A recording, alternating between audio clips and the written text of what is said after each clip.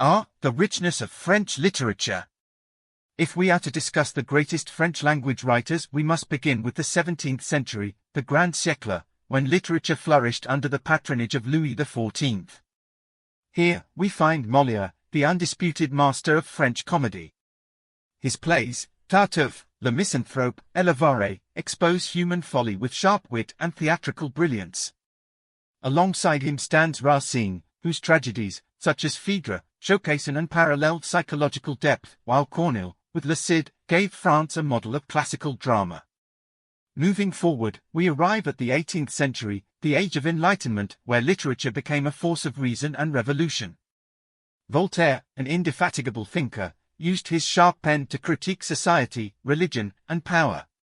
His Candide remains a biting satire of blind optimism.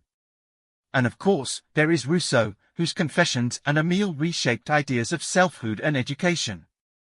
Not to be forgotten is Montesquieu, whose The Spirit of the Laws influenced the very foundations of modern democracy. But if the Enlightenment was an age of intellect, the 19th century was an age of passion and style.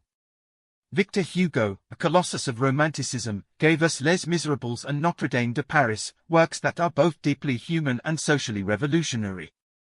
Meanwhile, Balzac, through his La Comédie Humaine, painted a vast, intricate portrait of French society, full of ambition, corruption, and the relentless pursuit of wealth. Then there is Flaubert, whose Madame Bovary refined the novelistic form with exquisite precision, bringing realism to new heights. Let us not forget Baudelaire, whose Les Fleurs du Mal scandalized 19th-century France but laid the foundations for modern poetry. And of course, there's Zola with his naturalist novels such as Germinal, a fierce indictment of social injustice.